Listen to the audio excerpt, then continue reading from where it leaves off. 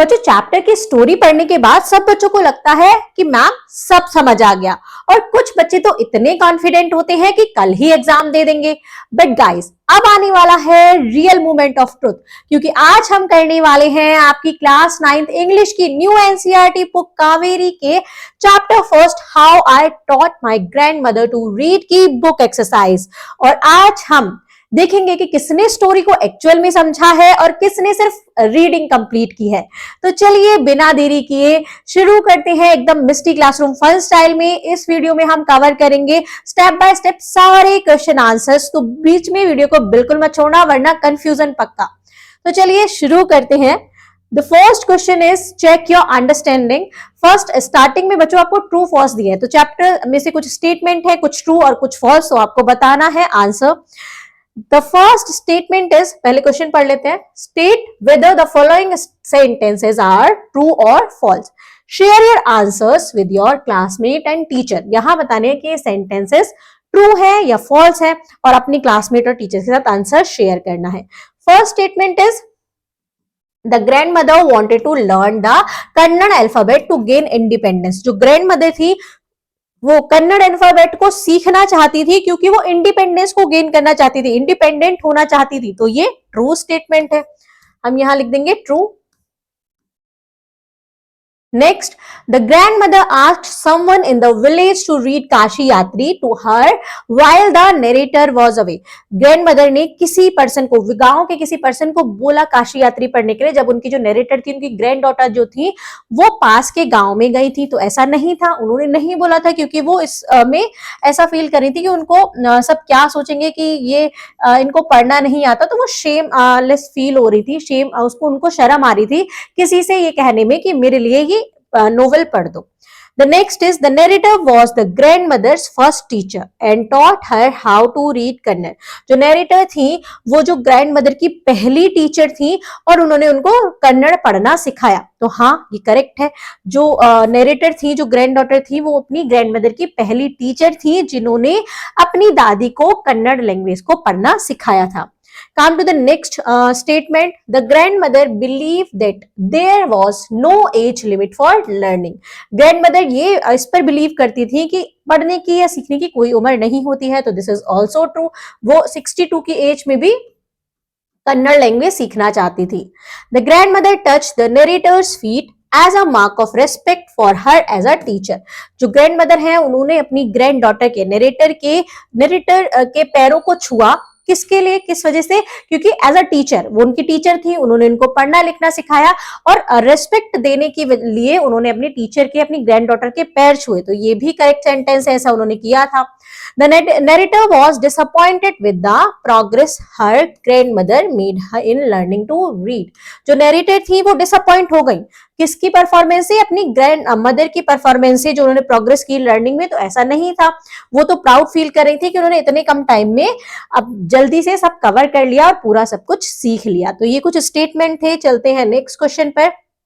अब है critical reflection. तो यहाँ एक पैराग्राफ दिया है, read the extract given below and answer the question that follows. यहाँ पर इसमें से हमें क्वेश्चन के आंसर देने हैं, तो पहले इसको पढ़ लेते हैं।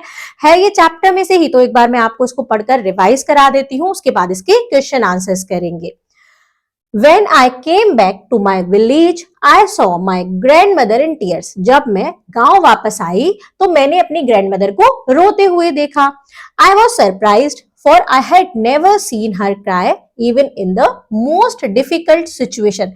मैं बहुत ही सरप्राइज थी ये देख के, क्योंकि मैंने उनको कभी रोते हुए ही नहीं देखा था। बहुत डिफिकल्ट सिचुएशन में भी मैंने उनको कभी रोते हुए नहीं देखा था। What had happened? क्या हुआ? आई वॉज वेरीड, वो चिंता कर रही थी। Avva, is everything all right? Avva से पूछती हैं कि क्या सब कुछ सही है? Are you okay? आप ठीक हैं? क्या आप ठीक हैं? I use to call her Avva which means mother in the Kannada spoken in north Karnataka. मैं उनको अव्वा बोलती थी कि जिसका मतलब है कन्नड़, नॉर्थ कन्नड़ में, कन्नड़ लैंग्वेज में अव्वा बोलते हैं अपनी मदर को, तो वो उनको अव्वा बोलती थी। She nodded but did not reply, उन्होंने नोट किया, उन्होंने ऐसे सिर हिलाया बट उन्होंने रिप्लाई नहीं किया दादी ने. I did not understand and forgot about it, मुझे कुछ समझ नहीं आया और मैं इस बारे में भूल गई. In the night after dinner, we were sleeping in the open terrace of our house. रात के टाइम पर डिनर के बाद हम कहाँ सो रहे थे? अपने ओपन टेरेस पर, छत पर सो रहे थे, अपने घर की छत पर सो रहे थे. It was a summer night, गर्मियों की रात थी. And there was a full moon, और फुल मून था मतलब पूर्णिमा का दिन था. Avva came and sat next to me, Avva आई और मेरे बराबर में बैठ गई. Her affectionate hand touches my forehead, उन्होंने प्यार भरा हाथ मेरे फॉरहेड पर लगाया, सहराया, उन्होंने ऐसे टच किया मुझे बहुत प्यार से. तो एक पैराग्राफ है, इसके क्वेश्चंस दिए हैं, तो चलिए उनको पढ़ लेते हैं. बहुत ही इजी क्वेश्चंस हैं, पढ़कर ही आप समझ जाएंगे. Complete the following sentence with appropriate option. Sentence को कंप्लीट करना है. ये 4 ऑप्शन दिए हैं, इन्हीं ऑप्शन में से हमें इन सेंटेंस को कंप्लीट करना है. The phrase never seen her cry in the most difficult situation tell us that the grandmother was, जो phrase है ये वाला never seen her cry in the most difficult situation, कि मैंने उनको बहुत ही ज्यादा मुश्किलों के समय में भी रोते हुए नहीं देखा. तो ये क्या बताता है हमें ग्रैंडमदर के बारे में, कि वो स्ट्रॉन्ग विल्ड थी, अंडरस्टैंडिंग थी, कंसिडरेट थी या बोल्ड थी? तो वो इसका आंसर आएगा बच्चों, वो स्ट्रॉन्ग विल थी, उनकी बहुत ही स्ट्रॉन्ग विल पावर थी, जिसकी वजह से वो बहुत ही मतलब सिचुएशन, जो डिफिकल्ट सिचुएशन होती थी उसमें भी रोती नहीं थी, इजीली उसको उसमें से निकल आती थी. Next is complete the following with the correct option. यहां भी ऑप्शन दिए हैं, इसको कंप्लीट करना है. ब्रैकेट में हमें ऑप्शन दिए हैं. Grandmother did not reply when the narrator asked if she was all right because she might have been too, वो क्या हो सकता, टू डैश टू रिस्पॉन्ड, मतलब जब ग्रैंड मदर ने कुछ भी रिप्लाई नहीं किया, जब ग्रैंड डॉटर ने ये पूछा क्या आप ठीक हैं, उन्होंने कुछ भी नहीं कहा, सिर्फ गर्दन हिलाई और वहां से चली गई, कुछ ऐसा बोला नहीं, चुप ही रही. तो क्यों, ये चीज क्या दिखाता है? क्योंकि वो बहुत ही उस टाइम पर इमोशनल थी या टायर्ड थी, थकी हुई थी इसलिए नहीं बोला, या फिर इमोशनल थी? वो बच्चों इमोशनल थी, क्योंकि वो मतलब रो रही थी, इमोशनल थी कि मैं ऐसा नहीं कर पाई, मैं उसको मतलब वो क्या नहीं कर पाई थी, वो जो स्टोरी का एपिसोड आया था उसको नहीं पढ़ पाई थी, तो इस वजह से वो बहुत ही इमोशनल फील कर रही थी, इसीलिए वो मतलब कुछ बोली नहीं, इमोशनल. क्लियर? और यहां पर आप स्ट्रॉन्ग विल फिल करेंगे. Come to the next question. Identify the clue from the extract that indicates a ruler setting with traditional customs. हमें यहाँ आइडेंटिफाई करना है कि जो पैराग्राफ में क्या ऐसा पॉइंट दिया है, क्या ऐसा दिखाया है कि जिससे पता चल रहा है कि एक रूलर सेटिंग है जिसमें ट्रेडिशनल कस्टम्स है. तो वो क्या कर रहे थे, ये सेंटेंस है, we are sleeping in the open terrace of our house, कि वो अपने घर में कहाँ, छत पर सो रहे थे, ओपन टेरेस पर सो रहे थे. तो ये बता रहे हैं कि ये कुछ रूलर सेटिंग्स हैं ट्रेडिशनल कस्टम्स के साथ. Which lines of the extract establish in tender atmosphere? किस लाइन ने मतलब एक टेंडर एटमोस्फेयर क्रिएट किया यहाँ जो पैराग्राफ में है? तो क्या थी वो लाइन बच्चों? Her affectionate hand touch to my forehead, उन्होंने प्यार भरा हाथ मेरे फॉरहेड पर टच किया, ऐसे हाथ से सिराया. तो ये एक क्या है, एक टेंडर एटमोस्फेयर क्रिएट किया इसने. आगे देखते हैं. Which of the following aspects is not emphasised in the given extract? किस पर ज्यादा एम्फेसाइज नहीं किया है, किस पर ज्यादा जोर नहीं दिया है? यहाँ पर जो 4 सेंटेंस दिए हैं उसमें हमें बताना है कि किस पर ज्यादा फोकस नहीं किया गया है. The emotional turmoil of the grandmother, तो इमोशनल तो दिखाई गई थी ग्रैंडमदर की, वो बहुत ही इमोशनल थी, तभी उन्होंने कुछ जवाब नहीं दिया, वो रोते रही. The affectionate bond between the narrator and her grandmother, ये भी बॉन्ड दिखाया गया है इसमें कि दोनों के बीच में कितना अच्छा बॉन्ड है, कि वो ग्रैंड डॉटर पता करना चाहती थी कि उसकी दादी को हुआ क्या है, और जो ग्रैंड मदर थी वो भी प्यार से उनसे बात कर रही थी. तो ये बॉन्ड उनका दिखाई दे रहा है, इस पर भी बहुत ज्यादा जोर दिया गया है, बात की गई है. हमें ढूंढना है कि किस पर नहीं किया गया है. Her grandmother regret over her lack of education, तो यहाँ इस पॉइंट की ज्यादा बात नहीं करी गई है कि वो उनको रिग्रेट था कि वो पढ़ी लिखी कम थी, तो इस पैराग्राफ में इससे रिलेटेड कोई बात नहीं करी गई है. नेक्स्ट और पढ़ लेते हैं. The narrator's concern for her grandmother, narrator की कंसर्न भी दिखाई गई है अपनी ग्रैंडमदर के लिए, क्योंकि बार बार पूछ रही है वो कि अब्बा क्या हुआ, ऐसा क्या हुआ है जो आप परेशान है, क्या आप ठीक हैं, वो बार बार पूछ रही है. तो इसका आंसर होगा बच्चों करेक्ट सी. क्लियर, क्योंकि यहाँ पर ये इस पर जोर नहीं दिया गया कि ग्रैंड मदर रिग्रेट कर रही हैं किस पर, अपनी लैक ऑफ एजुकेशन पर, पढ़ाई लिखाई की कमी पर। तो इसका आंसर आएगा सी, इस पर ज्यादा एम्फेसाइज नहीं किया गया है। आगे देखते हैं, नेक्स्ट पैराग्राफ है, उसके बाद फिर हम इसके अकॉर्डिंग आंसर देंगे। तो पहले इसको पढ़ लेते हैं, उसके बाद इनके आंसर्स करेंगे। I have decided I want to learn Kannada alphabet from tomorrow onwards. मैंने डिसाइड कर लिया है कि मैं पढ़ूंगी क्या, कन्नड़ अल्फाबेट्स पढ़ूंगी कल से ही। I will work very hard, मैं बहुत कठिन परिश्रम करूंगी। I will keep Saraswati Puja day during Dussehra as the deadline. मैं अपनी डेडलाइन मतलब कहां तक, वो सरस्वती पूजा जब होगी दशहरा के टाइम पर, तो मैं उसको अपनी डेडलाइन मानती हूँ कि मुझे वहां तक, उस दिन तक जरूर पढ़ के दिखाना है, पढ़ाई सीखनी है, अल्फाबेट सीखने हैं। अल्फाबेट मतलब उनको पूरा पढ़ना उनको आ जाएगा, वो डेडलाइन क्रिएट कर देती हैं अपनी। That day I should be able to read a novel on my own. उस दिन मैं खुद से अपना एक मतलब जो नोवेल होगा उसको पढ़ पाऊंगी, वो ऐसा डिसाइड कर लेती हैं। I want to be independent, मैं इंडिपेंडेंट होना चाहती हूँ। I saw the determination on her face yet I laughed at her. मुझे उनके फेस पर डिटर्मिनेशन दिख रही थी, दृढ़ निश्चय जो था उनका वो दिख रहा था, लेकिन मैं फिर भी उन पर हंसी। कौन हंस रही थी? Granddaughter. अब वो कहती हैं, Avva at this age of 62 you want to learn the alphabet. आप 62 की एज में भी अल्फाबेट पढ़ना चाहती हैं। All your hair is grey, your hands are wrinkled, you wear spectacles and you work so much in the kitchen. कहती है कि आपके सारे बाल तो ग्रे हो गए हैं, आपके हाथों पे झुर्रियां पड़ गई हैं, आप चश्मे पहनते हैं, आप सारे दिन किचन में काम करते रहते हैं। Childishly I made fun of the old lady, मतलब बचपने में मैंने उन ओल्ड लेडी का मजाक उड़ाया, बट शी जस्ट स्माइल, लेकिन फिर भी उन्होंने सिर्फ स्माइल ही की। आगे देखते हैं, for a good cause if you are determined you can overcome any obstacle. अगर आप किसी अच्छे काम के लिए कुछ करना चाहते हैं, पूरा दृढ़ निश्चय बना लेते हैं, तो कोई भी रुकावट, ऑब्स्टिकल होता है कोई भी रुकावट, आपको रोक नहीं सकती, कोई भी रुकावट नहीं आ सकती। आई will work harder than anybody, मैं जितना कोई भी कर सकता है उससे ज्यादा कठिन परिश्रम करूंगी, हार्ड वर्क करूंगी, but I will do it, लेकिन मैं इसको कर लूंगी। तो उनकी पूरी डिटर्मिनेशन दिखाई गई है यहाँ पर कि वो इतना सारा काम करने के बाद भी, इतनी एज के होने के बाद भी वो पूरा कह देती है कि मुझे ये सीखना है। For learning there is no age bar, सीखने के लिए कोई भी एज बार नहीं होता है, कोई भी उम्र नहीं होती है। तो चलिए अब क्वेश्चन आंसर्स पर चल लेते हैं। फर्स्ट है, what does the grand mother statement I want to be independent reveal about her character. ये जो ग्रैंड मदर का स्टेटमेंट था, I want to be independent, ये क्या उनके कैरेक्टर के बारे में क्या डिफाइन करता है, क्या बताता है कि वो कैसी थी। शी वांट, क्या चाहती थी वो, she wanted to be literate, वो पढ़ना लिखना चाहती थी। शी डिजायर्ड सेल्फ सफिशिएंसी, वो चाहती थी कि वो सेल्फ सफिशिएंट बने, खुद से अपना काम कर पाए, खुद से पढ़ पाए, किसी के ऊपर डिपेंड ना रहे। She wanted to prove her intelligence to other, वो अपनी जो बुद्धि है उसको प्रूव करना चाहती थी दूसरों के सामने कि मैं इंटेलिजेंट हूँ। She feels pressured by society to learn, वो प्रेशर फील कर रही थी कि सोसाइटी पढ़ी लिखी है और उनको भी प्रेशराइज करती है कि वो भी पढ़े। तो इसका सही ऑप्शन है बच्चों, वो चाहती थी सेल्फ सफिशिएंट होना। शी डिजायर सेल्फ सफिशिएंसी, वो चाहती थी कि वो सेल्फ डिपेंडेंट रहे, इंडिपेंडेंट बने, जिससे वो अपना काम किसी के ऊपर डिपेंड रहकर ना करें, कि मतलब उनको कुछ पढ़ना है तो वो खुद से पढ़ पाए। क्लियर, आगे चलते हैं। Next is fill in the blanks with the appropriate option from those given in the bracket. यहां पर भी ब्रैकेट में कुछ ऑप्शंस दिए हैं, इस सेंटेंस को हमें कंप्लीट करना है।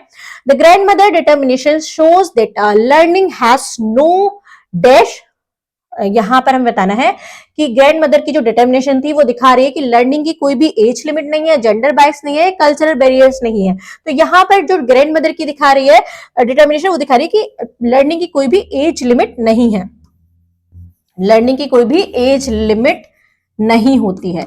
क्लियर, कोई भी बोला है ना कि एज बार नहीं है, learning has no age bar. The narrator laughed at her, the third question है वो पढ़ लेते हैं। जो नरेटर है वो हंसती है अपनी ग्रैंड मदर्स के डिसीजन पर to learn at the age of 62, because narrator हंसती हैं कि जो उनकी ग्रैंड मदर है वो 62 की एज होने के बाद भी पढ़ने का ट्राई कर रही हैं, पढ़ने का डिसीजन ले रही हैं। क्यों ऐसा सोचती हैं, क्यों हंसती हैं वो? क्योंकि she thinks it is unusual and difficult to learn at such an old age. वो सोचती हैं कितनी बूढ़ी उम्र में, मतलब 62 की एज में जो पढ़ना है वो बहुत ही मुश्किल है और अनयूजुअल है, ऐसा कोई नहीं करता है, जैसा कि उसकी दादी सोच रही है, इसलिए वो उनकी बात पर हंसती हैं। Now come to the next question. List any two qualities displayed by the grandmother. कोई भी दो क्वालिटी बतानी है जो ग्रैंडमदर के बारे में, उनके बारे में बताती है। तो एक तो वो डिटरमाइंड थी और हार्ड वर्किंग थी, ठीक है। वो अपने डिटर्मिनेशन के साथ पूरा काम कर रही थी, वो चाहती थी, उन्होंने पूरा सोच लिया था कि वो करना है और वो करके ही मानी, तो ऐसा उनका डिटर्मिनेशन दिखाता है। और वो हार्ड वर्किंग की, उन्होंने हार्ड वर्कर थी, तो ये चीज भी दिखाती है। आप कुछ और दो पॉइंट भी लिख सकते हैं, बहुत सारे पॉइंट है उनके बारे में। How can we say that the narrator is making assumptions about her grandmother. हम कैसे कह सकते हैं कि जो नरेटर है, जो ग्रैंड डॉटर है, उसने अजम्पशन किया अपनी ग्रैंडमदर के बारे में। क्या अजम्पशन किया, कैसे अजम्पशन किया, कि कैसे किया उसने। How can we say the narrator assumes that the old people can not learn. Narrator ने अजम्पशन किया, सोचा कि जो ओल्ड लोग होते हैं वो पढ़ नहीं सकते, can not learn new things and that learning at such an age is unnecessary and difficult. उन्होंने सोचा कि जो ओल्ड पीपल हैं वो ना तो नई नई चीजें सीख सकते हैं, और पढ़ाई इस एज में वो तो जरूरी भी नहीं है और बहुत ही मुश्किल भी है, अननेसेसरी है और बहुत ही डिफिकल्ट है। उन्होंने ऐसा अजम्पशन किया उनकी ग्रैंड डॉटर ने। चलते हैं आगे। Now the next question is answer the following question. यहाँ पर कुछ क्वेश्चंस दिए गए हैं, उनके हमें आंसर करने हैं चैप्टर के अकॉर्डिंग। तो चलिए करते हैं, इन्हें भी कंप्लीट कर लेते हैं। बहुत ही इजी क्वेश्चंस है, अगर आपने चैप्टर की स्टोरी अच्छे से पढ़ी है तो आप खुद से आंसर दे सकते हैं। Why do you think the grandmother felt embarrassed to ask someone else to read to her while the narrator was away. आप इस बारे में क्या सोचते हैं कि जो ग्रैंड मदर है उनको एम्बैरेस फील हो रहा था किसी और से ये कहने के लिए कि वो उनको स्टोरी पढ़ के सुना दें, जब उनकी जो नरेटर थी वो बाहर थी, वो शादी में गई थी। तो इसका आंसर है बच्चों, the grand mother felt embarrassed because she was old and illiterate. वो एम्बैरेस हो रही थी क्योंकि वो बहुत बूढ़ी थी और अनपढ़ थी, पढ़ी लिखी नहीं थी। At her age, she believed it was shameful to depend on other for something as basic as reading. वो ये सोचती थी अपनी एज पे कि ये बहुत ही शेमफुल है कि ऐसे किसी और पर डिपेंड रहना, वो भी ऐसी छोटी सी चीज पढ़ने के लिए किसी और पर डिपेंड रहना। She did not want to reveal her weakness to other. वो नहीं चाहती थी कि जो उनकी वीकनेस है, जो वो नहीं पढ़ पाती, वो सबको पता चल पाए, तो वो शेम फील कर रही थी। So she avoid asking anyone else to read the story to her. इसलिए उन्होंने अवॉइड किया किसी और से ये कहना कि वो उनके लिए स्टोरी को पढ़ दे। Next is, why does the narrator initially laugh at her grandmother's determination to learn at the age of 62? आपको क्या लगता है, मतलब क्यों ऐसा किया नरेटर ने? शुरुआत में वो क्या हुआ, हंसी अपनी दादी पर जब उन्होंने क्या कहा कि मुझे पढ़ना है, मुझे सीखने हैं अल्फाबेट्स, तो स्टार्टिंग में जो नरेटर है वो हंसी। तो जो वो ऐसा क्यों हुआ, वो क्यों हंसी अपनी जो ग्रैंड मदर है उनके डिटर्मिनेशन पर? The narrator laughs because she finds it unusual and surprising that her 62-year-old grandmother want to learn to read and write. वो जो नरेटर हैं वो इसलिए हंसी क्योंकि उनको लगा कि ये बहुत ही अनयूजुअल है, नॉर्मल चीज नहीं है, और बहुत ही सरप्राइज हुई वो कि उनकी जो 62-year-old ग्रैंड मदर है वो चाहती हैं पढ़ना और लिखना सीखना चाहती हैं। She thinks that learning at such an old age is difficult and unlikely. उन्होंने क्या समझा, उन्होंने सोचा कि जो सीखना है, पढ़ना लिखना है, वो इस एज पर एकदम बहुत मुश्किल है और ज्यादा ऐसा लोग करते नहीं है। So she react eight assumed at first. तो इसलिए उन्होंने क्या किया, ऐसा रिएक्ट किया, वो स्टार्टिंग में हंस गई। What significance does the story of Kashi यात्री have in both the grandmother life and the story? तो यहाँ पर देखते हैं जो स्टोरी है काशी यात्री, उन्होंने एक बहुत ही इंपॉर्टेंट रोल प्ले किया ग्रैंड मदर की लाइफ में। क्यों किया? ग्रैंड मदर की लाइफ में it inspires the grand mother and create a strong desire in her to learn reading so that she can read it on her own. मतलब उनको क्या किया, जो स्टोरी है उसने इंस्पायर किया ग्रैंड मदर को और एक स्ट्रॉन्ग डिजायर क्रिएट किया जिससे वो खुद से पढ़ना लिखना सीख सके और स्टोरी को खुद से पढ़ पाए, किसी पर डिपेंडेंट ना रहे। It becomes the turning point in her life and drives her determination. ये क्या किया इसने, एक बहुत ही टर्निंग पॉइंट था वो दादी की लाइफ में। इसके बाद उन्होंने पढ़ाई लिखाई को सीखा, making it central to the entire narrative. तो यहाँ पर अब अगला क्वेश्चन देख लेते हैं, what does the grand mother desire to learn the Kannada alphabet reflect about her. तो जो उनकी जो डिजायर थी, उनकी जो इच्छा थी कन्नड़ अल्फाबेट्स को सीखने की, ये उनके बारे में क्या रिफ्लेक्ट करता है। Her desire show that she is determined, motivated and eager to learn despite her age. ये दिखाता है उनकी डिटर्मिनेशन को, दृढ़ निश्चय को, उनके मोटिवेशन को, उनकी स्ट्रॉन्ग विल को दिखाता है। यहाँ पर एक वर्ड और ऐड कर सकते हैं, और वो जो सीखना चाहती हैं इतनी एज होने के बावजूद भी जो उनकी एक्साइटमेंट है सीखने की, उसको दिखाता है। It reflect her strong will power. देखो आ गया, ये रिफ्लेक्ट करता है उनकी स्ट्रॉन्ग विल पावर को, सेल्फ रेस्पेक्ट को, and believe that learning has no age limit. और ये समझना, ये बिलीव करना कि लर्निंग की, सीखने की कोई उम्र नहीं होती है। Next is what lesson can we infer from the grand mother section of touching the narrator's feet. क्या लेसन हमें मिलता है जब ग्रैंड मदर ने अपनी ग्रैंड डॉटर के फीट को, पैरों को छुआ, तो इससे हमें क्या लेसन मिलता है। This action show humility and respect for knowledge. इससे हमें क्या मिलता है कि हम नॉलेज की रेस्पेक्ट करें, चाहे वो किसी भी एज से हमें मिली हो। It teaches us that learning is sacred and that a teacher deserve respect। जो ये दिखाता है कि लर्निंग, सीखना भी एक पूजा है, और जो हमारी टीचर है वो रेस्पेक्ट डिजर्व करती है रिगार्डलेस ऑफ एज। मतलब इसमें कोई एज की लिमिट नहीं होती, टीचर चाहे छोटी हो तभी भी हमें उसकी रेस्पेक्ट करनी चाहिए, वो रेस्पेक्ट को डिजर्व करती हैं। It also highlights that one should not feel ashamed to learn from anyone. ये भी सिखाता है कि अगर हमें अपने किसी से भी सीखने को मिले, चाहे वो हमसे छोटा है, चाहे वो कोई भी पर्सन है, अगर हमें उससे कुछ अच्छी चीजें सीखने को मिलती है तो हम सीख सकते हैं, हमें सीखना चाहिए। Now the next is what does the following line tell us about the broader theme of the story। ये जो लाइन है ये हमें क्या थीम बताती है स्टोरी की। For a good cause if you are determined you can overcome any obstacle। तो ये लाइन थी, इसका क्या मतलब निकलता है, क्या हमें ये सीख देती है। This line highlights the main theme of the story. यही जो लाइन है ये मेन थीम है स्टोरी की, ये हाईलाइट करती है, विच इज डिटर्मिनेशन, जो कि क्या है, एक दृढ़ निश्चय है और प्रेजर्वेंस है। It shows that strong will power can help a person overcome difficulties and achieve their गोल। ये हमें दिखाता है कि अगर हमारी स्ट्रॉन्ग विल पावर है तो वो उस किसी भी पर्सन को हेल्प करती है डिफिकल्टीज को, बिना, अगर कोई हमारे रास्ते में डिफिकल्टीज भी आती हैं, कोई परेशानी भी आती है, तो उनसे निकल के हम कुछ सीख पाएं और अपने गोल को अचीव कर पाएं, no matter how challenging the situation में भी। ये मैटर नहीं करता कि कितनी ही चैलेंजिंग सिचुएशन है।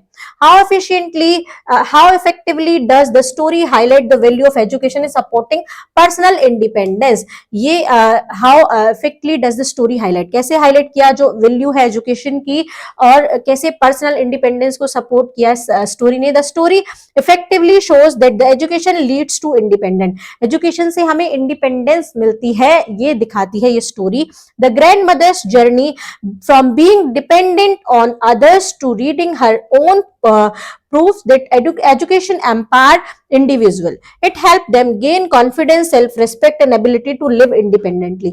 ये दिखाया जैसे ग्रैंड मदर पहले डिपेंडेंट रहती थी अपनी किस पर, ग्रैंड डॉटर पर, कि उनके लिए वो स्टोरी पढ़ती थी, फिर उसके बाद उन्होंने क्या किया, खुद से पढ़ना सीखा और खुद से चीजों को इंडिविजुअल करना सीखा। तो इससे उनको क्या मिली, सेल्फ रेस्पेक्ट भी मिली, उनका कॉन्फिडेंस भी बढ़ा, वो खुद से भी पढ़ पाई, और मतलब अकेले, अगर वो अकेली भी रही और उनकी ग्रैंड डॉटर चली भी जाएगी तो वो इजीली कुछ भी पढ़ सकती हैं, तो वो दूसरे पर डिपेंडेंट नहीं है स्टडी के लिए। तो यहाँ पर बच्चों ये अब हम चलेंगे नेक्स्ट क्वेश्चन पर। ये आपके क्वेश्चन आंसर्स होते हैं complete. Next is vocabulary and structures in content.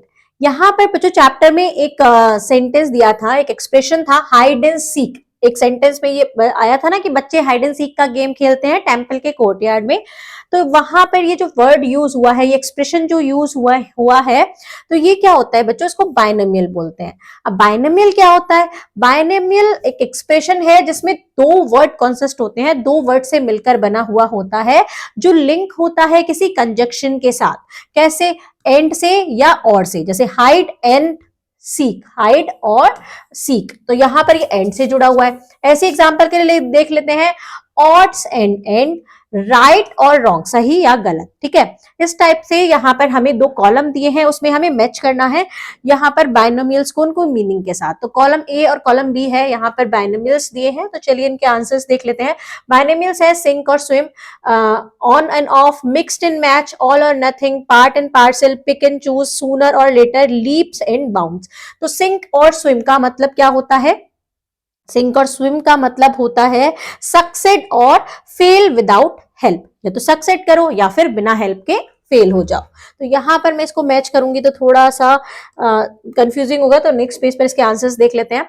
Sink or swim, succeed और fail without help. The next is on and of, मतलब समटाइम्स या ओकेजनली, कभी कभी होता है या ओकेजनली होता है। मिक्स्ड एंड मैच, किसी अलग अलग चीजों को मिक्स करना, मिक्स एंड मैच बोलते हैं ना, तो पुट डिफरेंट चीज टुगेदर, एक साथ चीजों को मिक्स करना, अलग अलग चीजों को। ऑल और नथिंग, या तो कंप्लीटली मिले या फिर कुछ भी नहीं, कंप्लीटली और नॉट एट ऑल, या तो पूरी तरीके से मिले या कुछ भी नहीं मिले। Part and parcel, essential part मतलब बहुत जरूरी part. Pick and choose, pick करना है, चूज करना है एकदम बेस्ट चीज, चूज ओनली द बेस्ट, हमेशा किसी बेस्ट को चूज करो। जब हम टीम चूज करते हैं तो हम क्या करते हैं, बेस्ट पर्सन को अपने साथ अपनी टीम में लाते हैं ऐसे। Sooner or later, at some time in future, मतलब फ्यूचर में कुछ टाइम में होने वाला है, सूनर या लेटर। लीप्स एंड बाउंड्स का मतलब होता है इंक्रीज वेरी क्विकली। चलते हैं नेक्स्ट पर। Now use any 5 of the above binomials in sentence of your own. इनमें से कोई भी 5 बाइनोमियल्स का आपको यूज करना है और सेंटेंस बनाने हैं। जैसे you must sink or swim in the this competition, आपको या तो क्या करना है, सिंक और स्विम का मीनिंग मैंने भी आपको बताया था, सक्सेड और फेल विदाउट हेल्प, या तो आपको सक्सेस करना है या फिर बिना हेल्प के फेल। तो क्या करना है इस कंपटीशन में, आपको ऐसा एक्ट करना है, ऐसा आपको काम करना है। He visit us on and off, वो हमें कभी कभी समटाइम्स या ओकेजनली विजिट करते हैं। You can mix and match your cloth, आप अपने क्लोथ को, अलग अलग टाइप के क्लोथ को मिक्स एंड मैच कर सकते हैं, मिला सकते हैं। Succeed need and all or nothing attitude, success को क्या चाहिए, या तो आप पूरी तरीके से लग जाओ या फिर बिल्कुल ही मत लगो। सक्सेस को हमें या तो पूरी तरीके से अगर हम लगते हैं तभी सफलता मिलती है। Hard work is a part and parcel of life, hard work क्या है, ये हमारे पार्ट एंड पार्सल है लाइफ का। तो इस टाइप से हमने इनका यूज किया, आप किसी और भी सेंटेंस को में यूज कर सकते हैं इनका। चलते हैं नेक्स्ट पर। नेक्स्ट में हम सीखेंगे, यहाँ पर कुछ वर्ड्स दिए हैं, ये है प्रीफिक्स का यूज करना। तो ग्रामेटिकल पोर्शन आ चुका है चैप्टर का।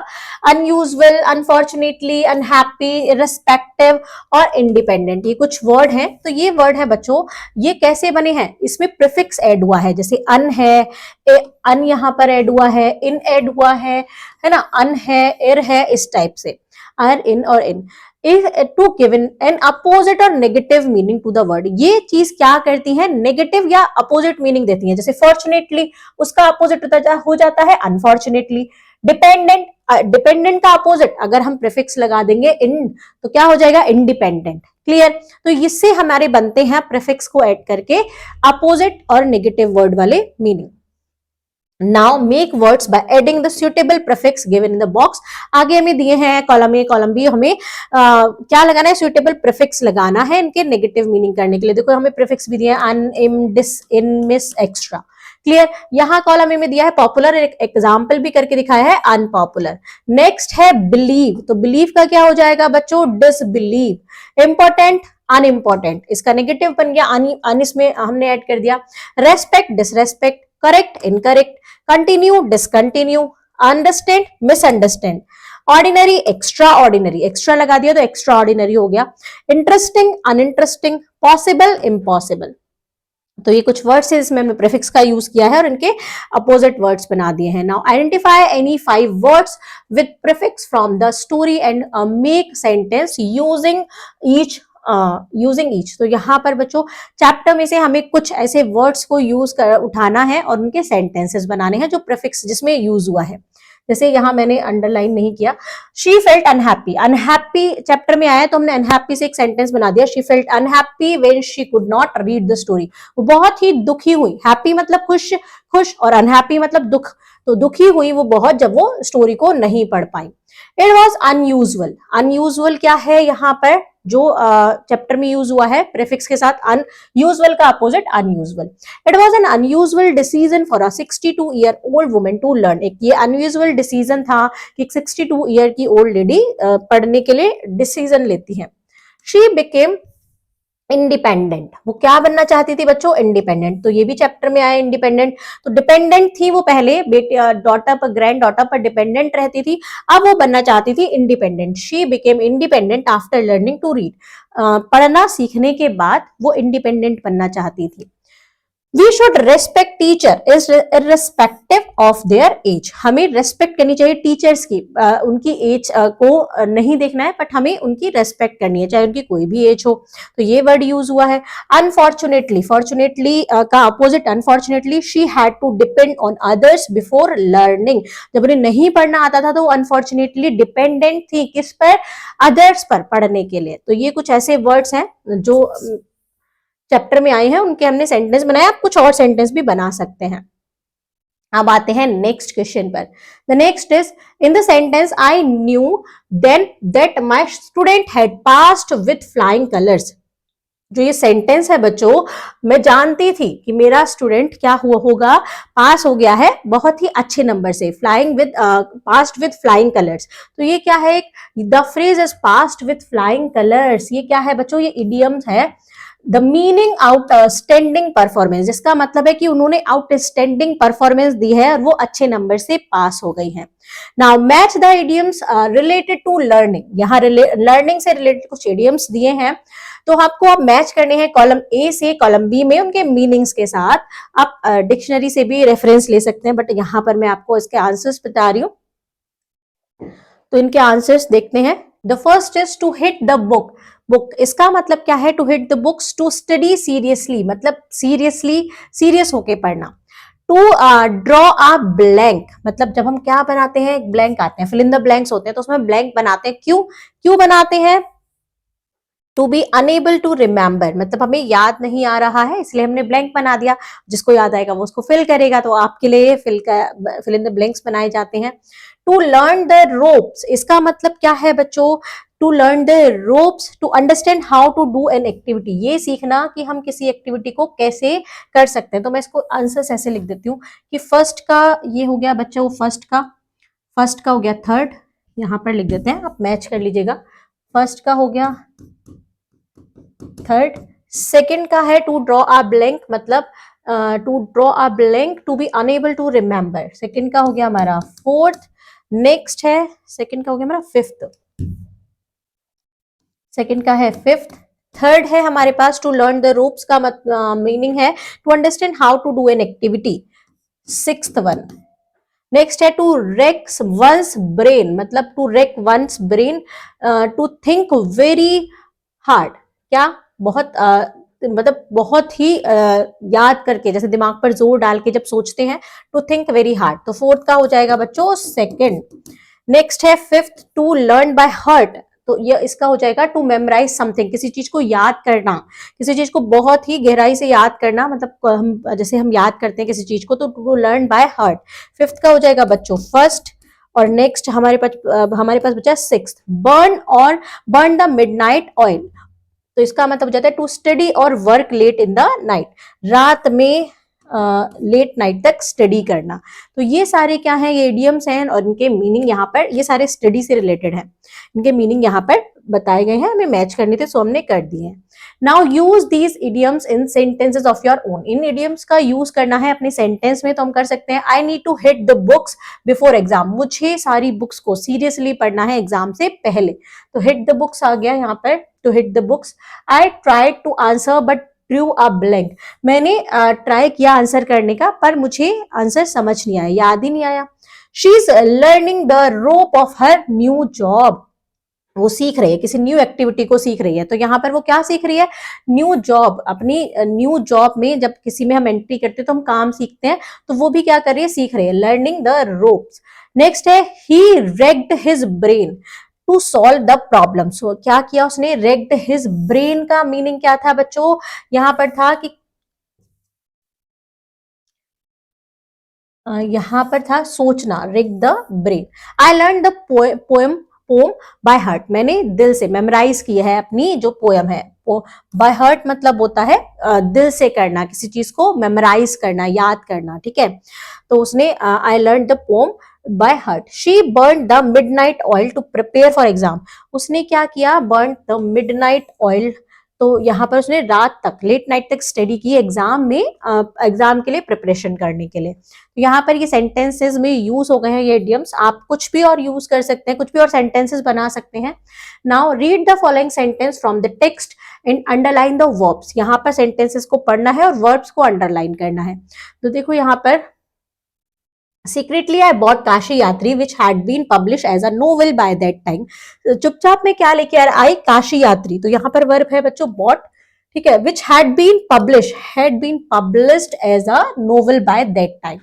I knew then that my student had passed with the flying colors. I knew then that my student had passed with the flying colors. अब देखो सेंटेंस फर्स्ट में जो बॉट है ये क्या है, ये सिंपल पास्ट टेंस है। बॉट बाय की क्या है, पास्ट टेंस है कि वो क्या खरीद के लाई, अपनी दादी के लिए काशी यात्री का नोवेल खरीद के लाई। सेंटेंस टू में जो वर्ब है बच्चों हैड पास्ट, ये क्या है, ये पास्ट परफेक्ट टेंस है। अब इन दोनों का चेंजेस समझ लेते हैं कि ये दोनों पास्ट के ही हैं, और सिंपल पास्ट और पास्ट परफेक्ट टेंस में क्या चेंज, क्या अंतर होता है, क्या डिफरेंस होता है, जिसमें हम कहां पर तो सिंपल पास्ट टेंस का यूज करते हैं, कहां पर हम पास्ट परफेक्ट का करते हैं। तो पहले इसको सीख लेते हैं, पढ़ लेते हैं।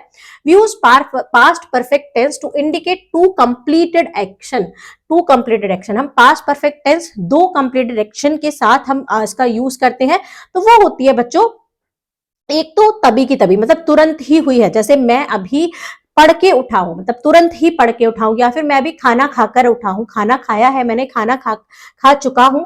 तो एक तो होता है कि जो बहुत पहले होता है, जैसे मैंने मतलब कभी भी 2005 में ये क्लास पास की थी, मैंने क्या किया था, मेरा फर्स्ट एडमिशन हुआ था स्कूल में इस ईयर, तो ये बहुत पहले हो गया, पास्ट में हुआ लेकिन बहुत पहले। एक चीजें होती है रिसेंटली पास्ट में, रिसेंट पास्ट में, तो कुछ होती है जो अर्लियर पास्ट में होती हैं, लेटर पास्ट में होती हैं, और कुछ होती हैं जो मोर रिसेंटली होती हैं, रिसेंट पास्ट में होती हैं। दोनों में क्या होता है, the more recent action is expressed in the simple past. जो मोर रिसेंट एक्शन होता है, जो तुरंत ही अभी हुआ होता है, उसके लिए हम सिंपल पास्ट का यूज करते हैं, और जो अर्लियर बहुत पहले हो चुका होता है उसके लिए हम क्या करते हैं, पास्ट परफेक्ट टेंस का। तो पास्ट परफेक्ट टेंस में क्या होता है बच्चों, हेड का यूज होता है, वर्ब की थर्ड फॉर्म आ जाती है, और इसमें क्या होता है बच्चों, वर्ब की सेकंड फॉर्म आती है सिंपल पास्ट में। तो चलिए पढ़ते हैं, एग्जांपल्स दिए हैं। Bye the time I reach the party, जैसे ही मैं पार्टी पहुंचा, तो अभी अभी पहुंचे ना, मतलब बिल्कुल तुरंत पहुंचे, तो क्या यूज हुआ है, सिंपल पास्ट यूज हुआ है, जो अभी के अभी हुआ है। जो बहुत पहले हो चुका है, bye the time I reach the party everyone had finished eating, सब ने क्या कर लिया था, खाना खा चुके थे। जब मैं पार्टी में पहुंचा तो सब खाना खा चुके थे। तो पार्टी में वो तुरंत पहुंचे, लेकिन वो खाना तो बहुत पहले खा चुके थे जो सब लोग थे। तो हैड फिनिश्ड ईटिंग, तो यहाँ पर हेड फिनिश्ड आया है, हेड आया है, और फिनिश की थर्ड फॉर्म आई है फिनिश्ड। यहाँ पर रीच्ड आया है, रीच की सेकंड फॉर्म, रीच की पास्ट फॉर्म आ गई।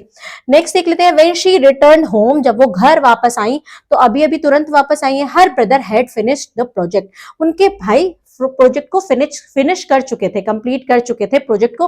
प्रोजेक्ट पहले खत्म हो गया, लेकिन वो जब आई तो प्रोजेक्ट उनके आने से पहले भी खत्म हो गया था, तो वो पहले हुआ।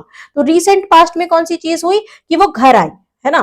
तो रिटर्न आया, यहाँ पर सिंपल पास्ट यूज हुआ, और हैड फिनिश्ड कहां पर यूज हुआ, कि प्रोजेक्ट के लिए। क्लियर। अब हम इनके क्वेश्चन, यहाँ पर कुछ सेंटेंस दिए गए हैं, हमें उसके अकॉर्डिंग इन सेंटेंसेस को कंप्लीट करना है। ऐसे ही सिंपल पास्ट कहां आएगी और पास्ट परफेक्ट हम कहां यूज करेंगे। तो चलते हैं, इनके आंसर्स देख लेते हैं। Fill in the blanks. When the delegates arrived the keynote speaker had already began the session. यहां पर आप समझ चुके हो कि जैसे डेलीगेट आई तो वो तुरंत आई, उससे पहले हो चुका था सेशन स्टार्ट, स्पीकर ने स्टार्ट कर दिया था, शुरू कर दिया था। हैड ऑलरेडी बिगन यहां पर था, देखो बिगिन था, ऑलरेडी बिगिन था, तो यहां पर आ गया बच्चों, ये जो डैश है वो यहां आएगा, वो ऊपर हो गया। तो हैड ऑलरेडी बिगिन, तो बिगिन की थर्ड फॉर्म होती है बिगन। यहाँ पर अराइव्ड हो गया, अराइव की पास्ट फॉर्म हो गई। नेक्स्ट देख लेते हैं, after the student had learn how to identify fake news online they started verifying information. तो वो पहले सीख चुके थे, क्या सीख चुके थे कि कैसे हम फेक न्यूज को आइडेंटिफाई कर सकते हैं। तो हैड लर्न, लर्न की थर्ड फॉर्म आ गई, हैड हो गया, साथ में हैड लर्न हो गया, तो वो उन्होंने स्टार्ट कर दिया था इंफॉर्मेशन को वेरीफाई करना। इंफॉर्मेशन को वेरीफाई करना बाद में शुरू किया था, पहले उन्होंने सीख चुके थे कि कैसे हम आइडेंटिफाई करें fake news online, online fake news को। क्लियर? जो काम, दो काम है, ठीक है, टू वर्क है, फर्स्ट और सेकंड। तो एक तो पहले हुआ होगा, एक उसके बाद हुआ होगा, है ना, ये पहले नंबर पर, ये दूसरे नंबर पर। तो जो रिसेंट हुआ है, जो बाद में हुआ है, उसके लिए सिंपल पास्ट का मतलब सिर्फ सेकंड फॉर्म ही आ जाएगी, उसका यूज करेंगे। और जो उससे पहले हुआ है, पहले नंबर पर जो हुआ है, उसके लिए पास्ट परफेक्ट का मतलब हैड आएगा और वर्ब की थर्ड फॉर्म आएगी। बस ये दो चीज याद रखनी है, आप इसमें इजीली कर सकते हो। Before Kiran started using digital payment platforms she had ensured her understanding of online fraud preventions. Clear? तो पहले कौन सा हुआ, सेकंड कौन सा हुआ, आपको समझ में आ रहा होगा। By the time Varun recognise the importance of budgeting, मतलब जैसे ही वरुण को समझ में आया कि क्या इंपॉर्टेंस है बजटिंग की, he had exhausted most of his saving, तो उसने अपनी ज्यादातर सेविंग को एग्जॉस्ट कर दिया, है ना। तो यहां पर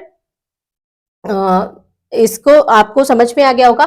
When Raghu logged to the cyber security webinar, the instructor had already discussed the importance of strong password. तो जैसे ही उन्होंने लॉग किया तो वो ऑलरेडी कर चुके थे। तो जो पहले कौन सा काम हुआ कि जो इंस्ट्रक्टर था वो ऑलरेडी डिस्कस कर चुका था, तो उसके लिए had already discussed आया और वहां पर सिंपल पास्ट आया। नेक्स्ट है fill in the blanks with the correct form of verb in the bracket। यहाँ पर वर्ब दी है एक पूरा, यहाँ पर ABCD ऐसे करके वर्ड्स दिए हैं, आपको ये पैराग्राफ को कंप्लीट करना है। तो चलिए इसे भी कर लेते हैं। Last year my parents and I took a financial planning course. Last year, take, देखो यहाँ पर टेक का क्या हो गया, टुक हो गया। लास्ट ईयर ली उन्होंने, तो मेरे पेरेंट्स और मैंने क्या लिया लास्ट ईयर, एक फाइनेंशियल प्लानिंग कोर्स लिया। When we reviewed our expenses we realise we had spent too much on unnecessary purchase. तो यहाँ पर भी पास्ट फॉर्म आ गई, है ना, सिंपल पास्ट यूज हुआ है, यहाँ पर भी है स्पेंड की स्पेंड हो गई। जब हमने रिव्यू किया अपने एक्सपेंस को, अपने खर्चे को रिव्यू किया, तो हमें समझ में आया कि हम बहुत ही ज्यादा पैसे खर्च कर रहे हैं अननेसेसरी परचेजिंग पर, मतलब बहुत ज्यादा बेकार की चीजें खरीद रहे हैं जिनकी हमें ज्यादा जरूरत भी नहीं है। तो फिर क्या हुआ, after my parents had discussed way to save I opened a saving account. मेरे जब पेरेंट्स ने डिस्कस कर लिया, तो पहले डिस्कस कर लिया, उसके बाद में सेविंग अकाउंट खोला। तो जब मेरे पेरेंट्स ने डिस्कस कर लिया तो उसके बाद मैंने क्या किया, I opened a saving account, मैंने एक सेविंग अकाउंट खोला बैंक में। By the time we set our budget the course had already introduce investment strategies. जैसे हमने क्या किया, by the time we set our budget, जैसे हमने अपने बजट को सेट किया, तो जो कोर्स है वो ऑलरेडी इंट्रोड्यूस करा चुका था, इन्वेस्टमेंट स्ट्रेटजीज को ऑलरेडी बता चुका था। जैसे कोर्स ज्वाइन करते हैं तो कुछ चीजें निकल जाती हैं, कुछ चीजें हमारे सामने होती हैं अगर हम लेट ज्वाइन करते हैं। तो जब उन्होंने ज्वाइन किया तो वो जो स्ट्रेटजीज उन्होंने बताई थी वो उन्होंने पहले बता दी, तो हैड ऑलरेडी इंट्रोड्यूस हो गया। We hurry to take notes, हमने जल्दी की क्या बनाने में, नोट्स बनाने में। But many participant had completed their financial plan. जब हमने उस टाइम पर, हम जब लेट थे तो हमने क्या किया, जल्दी जल्दी में नोट्स बनाए, जल्दी जल्दी हमने उनके पॉइंट्स को नोट्स किया। तो उतने टाइम पर जो पार्टिसिपेंट थे वो ऑलरेडी अपने फाइनेंशियल प्लान को कर चुके थे। Despite that we enjoyed learning how to manage money wisely. इसके बावजूद भी हमने बहुत ही एंजॉय किया, वी एंजॉयड लर्निंग, हमने ये सीखा, बहुत ही अच्छे से एंजॉय किया कि कैसे हम अपनी मनी को बहुत ही वाइजली यूज कर सकते हैं, कैसे हम अपनी मनी को अच्छे से खर्च कर सकते हैं बिना वेस्ट किए। तो यहाँ पर बच्चों आपका ये चैप्टर के जो क्वेश्चन आंसर्स थे, बुक एक्सरसाइज थी, होती है कंप्लीट। कुछ और एक दो पॉइंट्स है, राइटिंग स्किल्स हैं, अगर आप उनको भी पढ़ना चाहते हैं तो उसके लिए मैं अलग से वीडियो बना दूंगी। यहाँ पर ये पार्ट होता है कंप्लीट बुक एक्सरसाइज का। आई होप आपको सब समझ में आया होगा, और अगर वीडियो अच्छी लगी है तो लाइक कर दीजिएगा, इसको शेयर कर दीजिएगा अपने दोस्तों के साथ, क्योंकि वो भी हमारे साथ मिस्टी क्लासरूम के साथ स्टडी कर सके। जो भी क्वेरीज हैं उनको कमेंट कर सकते हैं, आप अपने क्वेश्चन पूछ सकते सकते हैं। और आपको क्या करना है, जो भी आपकी क्वेरीज हैं आप टेलीग्राम चैनल पर मुझसे डायरेक्टली पूछ सकते हैं। टेलीग्राम चैनल का लिंक आपको डिस्क्रिप्शन बॉक्स में मिल जाएगा, आप वहां पर ज्वाइन कर सकते हैं। तो जो भी आपकी न्यू बुक से इंफॉर्मेशन होती है या फिर न्यू जो चैप्टर्स आने वाले होते हैं, जो मैं पढ़ाने वाली होती हूँ, वहां पर मैं उसको अनाउंस करती हूँ। तो आप उसको ज्वाइन कर सकते हैं अपनी स्टडी को मेरे साथ कंटिन्यू करने के लिए। तब तक के लिए अब हम मिलेंगे नेक्स्ट वीडियो में। Bye bye and all the best for your new class.